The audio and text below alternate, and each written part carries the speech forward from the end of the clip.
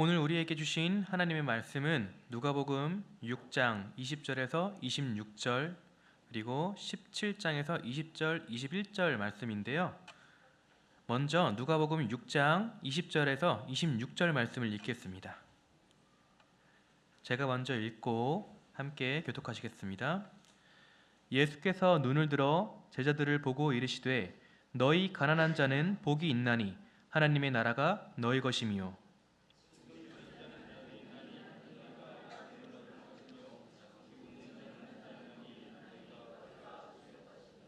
인자로 말미암아 사람들이 너희를 미워하며 멀리하고 욕하고 너희 이름을 악하다 하여 버릴 때에는 너희에게 복이 있도다.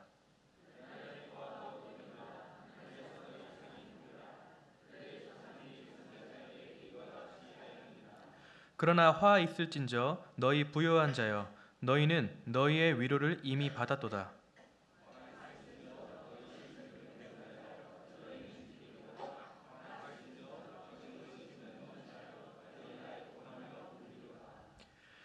모든 사람이 너희를 칭찬하면 화가 있도다. 그들의 조상들이 거짓 선지자들에게 이와 같이 하였느니라. 누가복음 17장 20절에서 21절 함께 찾아 다시 읽겠습니다. 누가복음 17장 20절에서 21절입니다. 함께 읽겠습니다. 바리새인들이 하나님의 나라가 어느 때에 임하나이까 묻거늘 예수께서 대답하여 이르시되 하나님의 나라는 볼 수 있게 임하는 것이 아니요 또 여기 있다 저기 있다고도 못하리니 하나님의 나라는 너희 안에 있느니라. 아멘. 안녕하세요 서강교회 성도님들. 오늘 이렇게 기쁜 날 여러분들과 또 하나님의 말씀을 나누게 되어 참 감사합니다. 더욱이나 이렇게 오후 찬양 예배까지 하나님의 말씀을 사모하여 오신 분들은 너무 귀한 것 같아요. 그렇죠? 너무나도 반가운 것 같습니다. 이러한 마음을 담아 나의 양옆 앞뒤에 있는 지체들에게 오늘 예배에 함께 이제 예배드리러 나와서 너무 반갑다고 인사해 볼 텐데요. 특별히 제가 얼마 전에 수화를 배워볼 기회가 있어서 배웠는데 이 또한 익혀두면은 수화가 필요한 이들과 교제할 때 또 좋은 이제 아이템이 될 수 있잖아요. 그래서 수화를 하며 함께 반갑게 인사를 해볼게요. 저를 따라하시면 됩니다. 만나서 반갑습니다. 네, 다시 만나서 반갑습니다. 네, 이제 앞뒤 양옆에 있는 분들과 함께 나눠볼게요. 자, 만나서 반갑습니다. 만나서 반갑습니다. 네, 참 감사합니다. 여러분, 오늘은 지난달에 했던 노회 사생대회 시상식이 있는 날이죠. 늘 그랬듯이 이번 노회 사생대회에도 우리 석광교회도 참여했는데요. 많은 부서 아이들이 함께 했는데 그 중에 저희 중고등부에선 7명이나 수상했습니다. 네, 7명이나 수상했어요. 네, 감사합니다. 매번 나와서 중고등부 자랑을 하는 것 같습니다. 네, 그 중에서 이번 글짓기 부분에서 최우 수상을 수상한 최희찬 학생과 함께 나눈 내용이 생각납니다. 이찬이는 하나님께서 지으신 이 세상에 대한 내용을 글짓기 주제로 썼습니다. 산과 바다와 하늘 등 자연 만물을 볼 때면 하나님께서 세상을 지으심이 너무나도 놀랍고 크고 위대하심이 느껴진다고 했어요.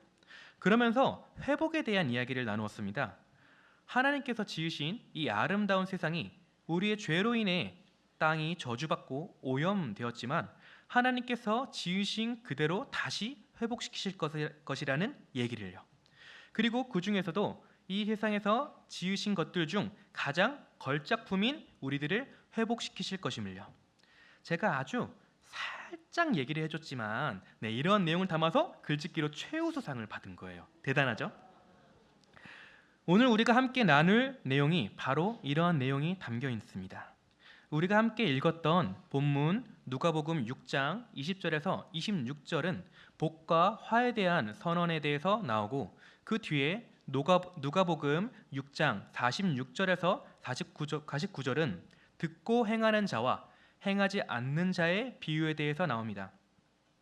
마태복음 5장에서 7장의 산상선교와는 달리 누가복음 6장은 평지설교라고 불립니다.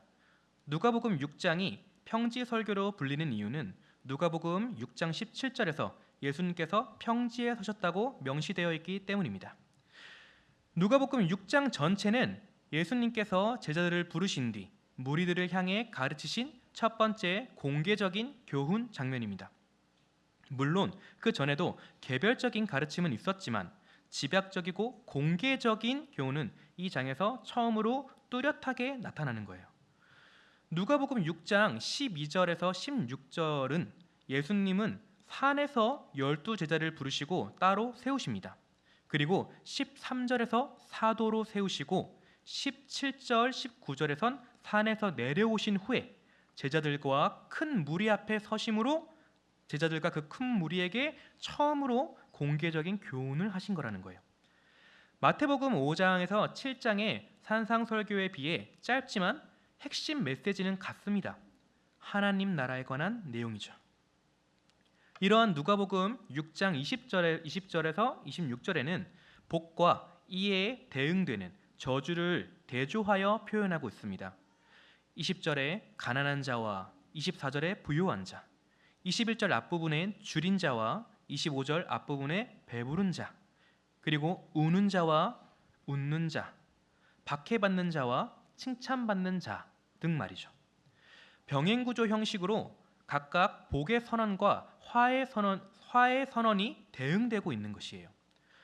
이에 대한 내용은 당시 유대 사회의 개념과는 아예 다른 것이었어요. 가난한 자, 줄인 자, 우는 자, 미움받는 자 등 사회적으로 약자에 속한 이들은 멸시천대 받는 것이 당연한 것으로 여겼기 때문이에요. 허나 예수님께서는 이러한 당시 유대 사회의 관습적인 축복의 개념인 부, 성공, 인기 등을 완전히 뒤집어서 말씀하신 거예요. 이는 가치를 어디에 두고 있는지를 말하고 있습니다. 이 세상의 가치는 부와 명예 등을 성공의 지표로 삼고 높고 낮음을 정합니다. 허나 예수님께서 말씀하시는 참된 행복의 가치는 이 세상의 기준과는 전혀 다른 기준이 됩니다. 곧 눈에 보이는 상황이 아니라 하나님 앞에서의 상태를 기준으로 복과 화를 말씀하신 거예요. 가난한 자는 물질적으로 가난함을 넘어 심령이 가난이 포함된 의존과 겸손의 태도를 말하는 것이며, 부유한 자는 자족하고 자기중심적인 자로 자기가 주인된 그 왕국에 속한 사람을 말하는 거예요. 이러한 복과 화는 단지 지금 이 순간의 상태가 아니라 하나님 나라의 종말론적 평가 기준을 반영하고 있는 것입니다. 앞서 말한 가난하지만 복이 있는 자는 지금은 고난 중에 있지만 미래의 하나님 나라 유업을 상속받을 자임을 뜻하며, 지금은 웃고 있지만 화했을 자는 현재는 형통해 보이지만 종말에 하나님의 심판을 받게 될 자라는 말입니다. 즉 복이 있다는 단순히 심리적 정서적 축복이 아니라 하나님 나라에 속한 자로서의 선포인 거예요. 이와 같이 화했을진저 역시 단순한 불행이 아니라 종말론적 경고의 메시지인 겁니다. 즉 예수님은 하나님 나라의 가치관이 세상의 가치와 정반대라는 것을 드러내고 계세요. 하나님 나라의 백성은 현재 고난 속에 있을지라도 미래의 영광을 유업으로 받는 이들이에요. 이는 값없이 주어진 은혜, 지금은 고생하고 나중에 받는다 정도의 가치가 그런 값싼 위로가 아닙니다. 이는 지금 이 시간 이 자리에 살아가는 우리들에게 그리스도 안에서 주어지는 새 정체성이 되는 거예요.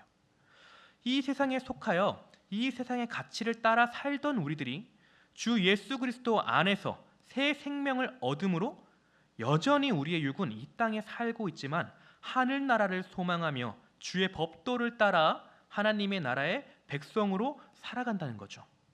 그러므로 이미 지금 세상에서 하나님 나라가 이미 시작되었고 이 가치를 따르는 자들은 종말의 그 복을 미리 맛보며 살아간다는 것입니다. 이를 신학적 개념으로 already but not yet, 즉 이미 왔으나 아직 오지 않은으로 표현되기도 합니다. 하나님 나라는 이미 임하였으나 아직 완성되지 않음을 의미하는 거예요. 여러분, 그러하면 이러한 하나님의 나라는 언제부터 존재했을까요? 아니, 다르게 말해볼까요? 누구누구의 나라라고 할 때 우리는 보통 그 나라의 왕을 말하며 표현하기도 합니다. 즉, 하나님이 왕이 되시는 나라가 언제부터 존재했냐는 질문이 되는 거예요. 이렇게 노골적으로 물으면 이제 우리가 아는 바 대답할 수 있죠. 네, 맞습니다. 하나님의 나라는 창조 때부터, 이미 그 전부터 존재했다는 거죠. 우리도 모르게 이 세상은 하나님과 아예 별개인 것으로, 아니면 대조되는 것으로 철저하게 이분법적으로 여길 때가 있는 것 같아요. 허나 이 세상 또한 하나님께서 지으신 것입니다. 세상 어느 것도 하나님의 통치가 임하지 않는 곳이 없으며 하나님께서 지으신 피조세계가 바로 이 세상입니다. 그러므로 천지를 만드시고 창조하신 이가 처음부터 이 세상을 다스리시는 이 나라의 왕이 되시는 거죠. 우리가 고백하잖아요. 온 땅의 주인 되신 주님이, 이러한 찬양을 하면서 우리가 온 땅의 주님이 하나님이라고 고백하잖아요. 즉, 하나님의 나라란 만왕의 왕이신 하나님께서 그분의 통치와 질서를 실현하시는 곳입니다. 보통 어느 나라라고 하면은 그 땅이 구분되어져 있는 제한적인 곳을 생각하게 돼요. 어느 나라 이러면은 이제 그쪽에 있는 그 땅에 속한 나라라고 생각하는 거죠. 그래서인지 하나님의 나라를 생각할 때 우리도 모르게 어느 한 부분적인 제한적인 곳, 나라 등을 생각합니다. 허나 하나님의 나라는 제한적이지 않습니다. 여기 있다 저기 있다고 못하며 눈에 보이는 것이 아니에요. 하나님의 나라는 어느 한 곳 제한적인 것이 아니라 이 세상 모든 만물이 그로부터 나왔으므로 모두가 다 그분의 통치 아래에 있으므로 하나님 나라가 되는 것입니다. 그분과 그분의 질서가 없다면 그 어느 것도 하나님 나라라고 할 수 없으며, 그와 반대로 그분이 계시는 모든 곳이 하나님의 나라라고 할 수 있다는 거죠. 우리가 찬양 가운데 부르는 그 어디나 하늘나라라고 하는 것과 같아요. 이러한 하나님의 나라, 곧 하나님이 지으신 세계에서 인간의 타락은 하나님의 통치에 대한 반역이었습니다. 그로 인해 하나님과 인간의 관계가 단절되므로 영적인 파괴가 이루어지고, 또 그로 인해 인간과 인간 사이에 갈등이 생겨나며 사회적인 파괴가 이루어졌으며, 또한 인간과 자연 사이에서도 저주와 파괴, 곧 생태계적 파괴가 이루어졌습니다. 곧 이러한 타락은 전인격적이며 창조 질서 전체를 오염시키는 결과가 된 것이죠. 단순히 죄를 지은 것이 아니라 하나님 나라의 질서를 전복한 겁니다. 이렇게 죄의 타락으로 인해 하나님의 나라를 소망할 수 없는 죄와 사망의 그늘 가운데 놓인 우리들에게 그분께서 오신 것입니다. 네, 바로 우리 구주 예수 그리스도요. 하나님의 나라가 가까이 왔으니 회개하고 복음을 믿으라. 예수님께서는 하나님 나라를 회복하러 이 땅에 오신 것입니다. 곧 예수님의 오심은 단지 개인의 구원을 위한 것이 아니라 더 나아가 창조 세계 전체에 임한 하나님 나라의 회복의 사역을 시작하신 것이에요. 인간의 죄, 곧 인간의 대표인 아담의 원죄로 인해 하나님 나라의 질서 깨트림으로 죄와 사망의 절망에 놓인 우리들을 위해 로마서 5장의 말씀과 같이 예수님은 두 번째 아담으로 오셔서 잃어버린 하나님 나라의 통치 질서를 회복하신 것입니다. 예수 그리스도께서는 하나님의 완전하신 의를 이루시기 위해 철저하게 순종하심으로 하나님 나라의 법도를 온전히 지키셨습니다. 그분께서는 십자가에서 죄의 문제를 완전히 해결하시고 부활을 통해 새 창조의 시작이 되셨어요. 곧 그리스도께서는 스스로가 화목제물이 되심으로 하나님과의 관계에서 단절됨으로 그 나라에 벗어난 우리를 다시금 회복시켜 주심으로 그 나라를 바라보게 하시고 꿈꾸게 하시고 살게 하신 것이라는 것입니다. 곧 골로새서 1장 20절에서와 같이 그리스도 안에서 하나님께선 모든 것을 화목하게 하시는 것입니다. 이렇게 하나님 나라의 질서를 회복시키시는 예수님께서는 교회를 세우셨습니다. 곧 교회는 회복된 하나님의 나라의 전초기지라고 표현될 수 있습니다. 베드로전서 2장 9절에서는 이러한 표현이 나옵니다. 너희는 왕같은 제사장들이요 거룩한 나라요. 곧 교회는 예수 그리스도를 머리로 한 새로운 하나님 나라의 공동체입니다. 그러므로 이 땅에서 교회의 사명은 복음을 전파함으로 하나님 나라의 질서를 선포하고 하나님 나라의 정의, 화해, 창조 질서 등을 돌봄을 통해 우리 주 되시는 예수 그리스도께서 세상을 회복하는 그 사역에 참여하며 그 복된 여정을 걷는 것을 말합니다. 더욱이나 이러한 교회가 소망이 있음은 종말에는 완전한 하나님의 나라가 임한다는 그 약속이 있기 때문입니다. 계시록 21장 5절에는 이러한 말씀이 나옵니다. 보라, 내가 만물을 새롭게 하노라. 우리 주님께서 다시 이 땅에 오시는 날, 곧 예수님의 재림 때 하나님 나라가 완전한 회복으로 완성될 거예요. 이는 단지 영원만 천국에 가는 것이 아니라 몸의 부활과 새하늘과 새 땅 등 하나님의 직접적인 임재 아래에서 사는 삶으로 완성된다는 거죠. 지으신 그대로 회복시키시는 우리 주 창조, 우리의 창조주 하나님, 그리고 우리를 구원하시는 예수 그리스도가 되신다는 것입니다. 그러므로 오늘 본문에서 예수님께서 말씀하시는 교훈은 단순한 도덕적인 교훈이 아니라 예수 그리스도의 삶과 사역에서 완전히 구현됨을 우리가 볼 수 있어요. 가난한 자, 예수님은 말구유에서 태어나 가난하게 사셨고요. 줄인 자, 광야에서 굶주림으로 시험을 받으셨고요. 우는 자, 예루살렘을 보시고 우셨고 겟세마나에서 통곡하셨으며 미움받는 자, 배척당하고 결국 십자가에서 못 박히셨습니다. 히브리서 4장 15절에서는 이렇게 말하고 있습니다. 우리에게 있는 대제사장은 우리의 연약함을 동정하지 못하실 리가 아니요 모든 일에 우리와 똑같이 시험을 받으신 이로되 죄는 없으시니라. 아멘. 예수님은 말씀하신 모든 복의 선언을 몸소 살아내신 이 나라의 왕이 되십니다. 그러므로 참된 그 나라의 백성들은 왕 되신 예수님의 고난의 길에 참여하는 그 삶을 살아가는 자들입니다. 베드로전서 4장 13절에는 이렇게 말합니다. 오히려 너희가 그리스도의 고난에 참여하는 것으로 즐거워하라. 이는 그의 영광을 나타내실 때에 너희로 즐거워하고 기뻐하게 하려 함이라. 또 베드로전서 5장 10절에는 이렇게 말하고 있습니다.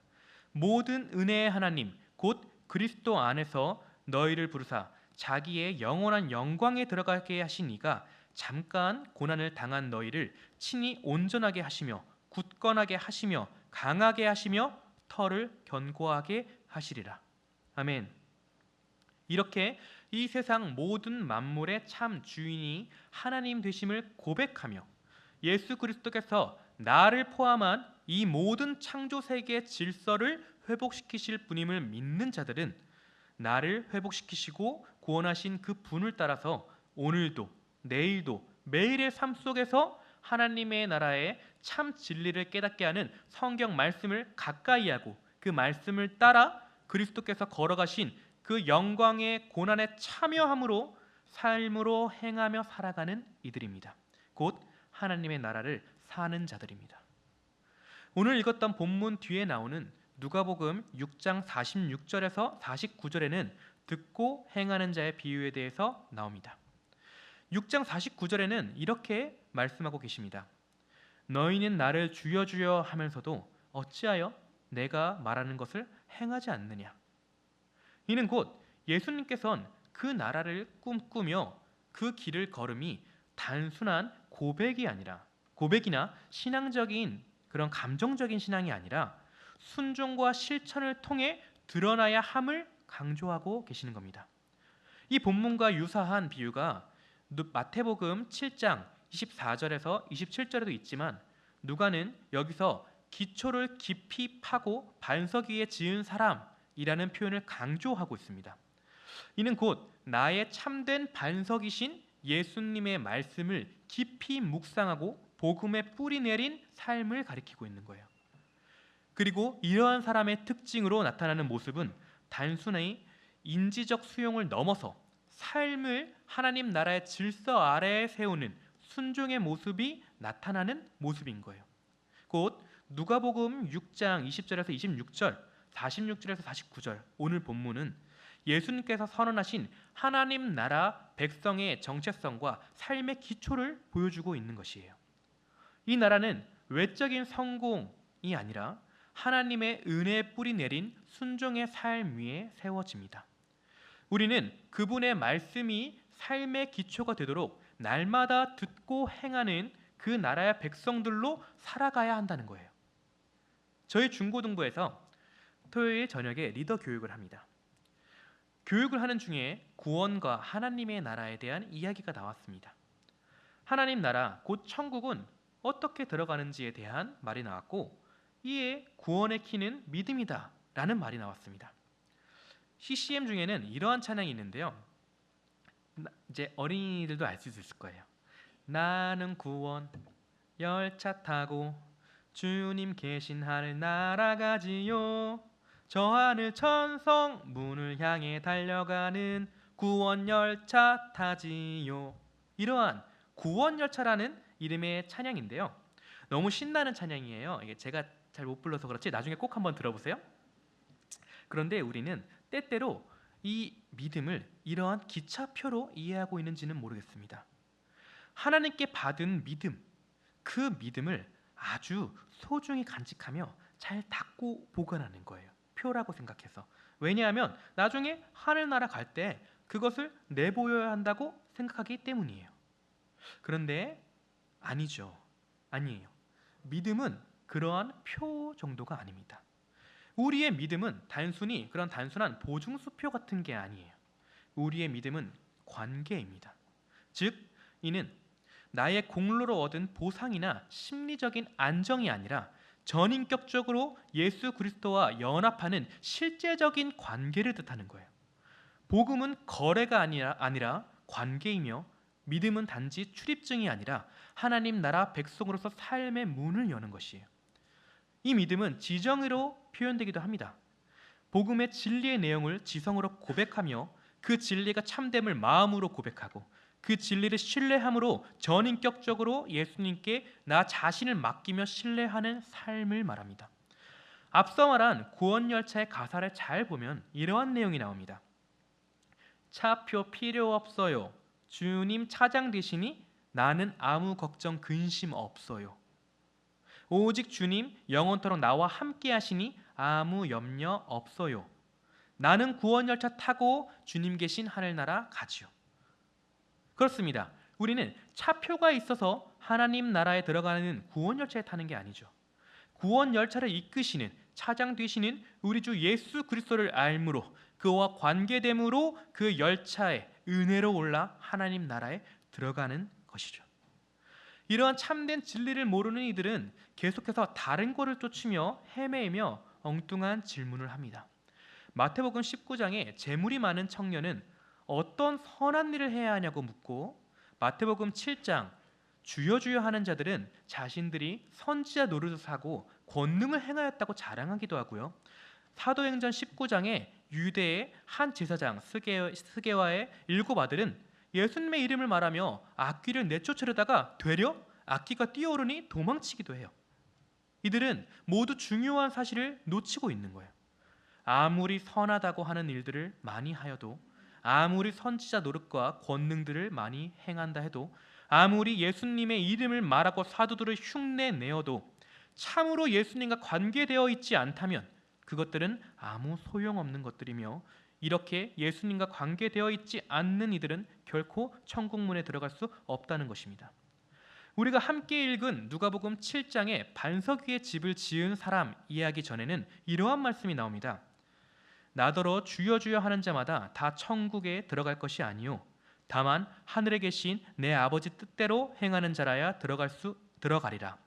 그날에 많은 사람이 나더러 이르되 주여 주여 우리가 주의 이름으로 선지자 노릇하며 주의 이름으로 귀신을 쫓아내며 주의 이름으로 많은 권능을 행하지 아니하였나이까 하리니 그때에 내가 그들에게 밝히 말하되 내가 너희를 도무지 알지 못하니 불법을 행하는 자들아 내게서 떠나가라 하리라. 여러분, 우리가 살아가는 이 신앙생활은 너무나도 머나먼 나머지 그 실체가 있는지 없는지 헷갈릴 정도의 소망을 가지고 혼자서 터벅터벅 걸어가는 것이 아닙니다. 우리의 신앙생활은 지금도 우리 안에 살아 숨쉬고 역사하시는 우리 주 예수 그리스도와 함께 이미 임한 하나님의 나라를 누리고 장차올 하나님의 나라를 소망함으로 기쁨으로 나아가는 여정인 거예요. 여러분, 그러니 하나님의 나라는 그렇게 살아가던 자들이 가는 곳입니다. 그렇게 못 살던 자들이 가는 곳이 아니라 그렇게 살던 자들이 가는 곳. 착하고 선한 일을 많이 해서 그런 공로행위 말고요. 예수님과 함께 동행하며 참된 관계 가운데 살았던 삶 말이에요. 그렇게 예수님을 만나 참 사랑과 은혜를 깨닫고 그분이 걸어가신 발자취를 따라 자신의 삶을 뒤로 한 채 그분을 따르며 살아간 자들이 함께 모여 영원토록 삼위 하나님과 사랑의 교제를 나누는 곳이 하나님의 나라입니다. 여러분, 구원 열차는 출발했습니다. 여러분은 이 구원 열차에 탑승했나요? 아니면 탑승할 준비가 되어 있나요? 말씀을 정리하겠습니다. 여러분, 하나님의 나라는 지금 임하고 있습니다. 누가복음 17장 21절입니다. 또 여기 있다 저기 있다고도 못하리니 하나님의 나라는 너희 안에 있느니라. 요한복음 3장 3절입니다. 예수께서 대답하여 이르시되 진실로 진실로 내게 이르노니 사람이 거듭나지 아니하면 하나님의 나라를 볼 수 없느니라. 예수님께서 말씀하셨습니다. 나는 포도나무요 너희는 가지라. 그가 내 안에 내가 그 안에 거하면 사람이 열매를 많이 맺나니 나를 떠나서는 너희가 아무것도 할 수 없습니다. 이는 우리가 예수님 안에 거하고 예수님께서 우리 안에 거하시지 않는다면 아무것도 할 수 없는, 즉 소망이 없는 상태임을 말합니다. 이러한 우리는 오직 예수 그리스도의 구원의 은혜로 말미암아 존재적인 변화를 받는 거듭남을 받을 수 있습니다. 그렇게 거듭난 자만이 하나님 나라를 볼 수 있는 것입니다. 그리고 그렇게 하나님의 통치와 질서 가운데 살아가는 삶이 하나님의 나라를 누리는 삶이 되는 것입니다. 그렇습니다. 우리 주 예수 그리스도는 우리에게 하나님 나라가 되시는 그런 분이세요. 왜냐하면 그분은 무너진 하나님 나라의 질서와 관계를 회복시키러 오신 분이시고요. 양의 문이 되시는 분으로서 하나님 나라의 유일한 통로가 되시는 분이시고요. 우리와 하나님 아버지의 단절된 관계를 회복시키시기 위해 우리와 관계를 맺으신 분이시고요. 또 그렇게 주 예수 그리스도를 알므로 매일의 삶에서 그분과 관계되는 삶인 믿음으로 우리를 하나님 나라로 인도하시는 분이시기 때문입니다. 그러므로 우리 주님과 함께 하나님 통치 안에서 회복된 질서로 사는 삶이 복된 삶으로 예수님과 동행하니 그 어디나 하늘나라인 것입니다. 우리 오전 대예배에도 이제 우리 담임 목사님의 설교를 잘 들으셨잖아요. 네, 누구와 함께 걷고 있는가? 우리 주님과 함께 걷고 있는 거죠. 그리고 그 삶이 하나님 나라를 걷고 있는 삶이 되는 것입니다. 누가복음 17장 21절에는 하나님 나라는 너희 안에 있느니라 라고 하신 구절, 즉 헬라어로 말하면 엔토스 히몬 에스티라고 말할 수 있습니다. 이 구절은 또 다른 번역으로는 하나님 나라가 너희 가운데 있다라고 또 우리가 표현될 수 있습니다. 이는 곧 너희 가운데 곧 예수 그리스도께서 지금 이 자리에 계시기에 하나님 나라가 너희 중에 이미 임했다라는 뜻이 됩니다. 곧 하나님 나라가 너희 가운데 있다라는 말은 그리스도의 임재 자체가 하나님 나라의 임재가 된다는 거죠. 사람들은 종종 하나님의 나라를 미래의 어떤 완성된 장소로 생각하기도 하지만 예수님은 이미 그 나라가 지금 임했다고 말씀하고 계십니다.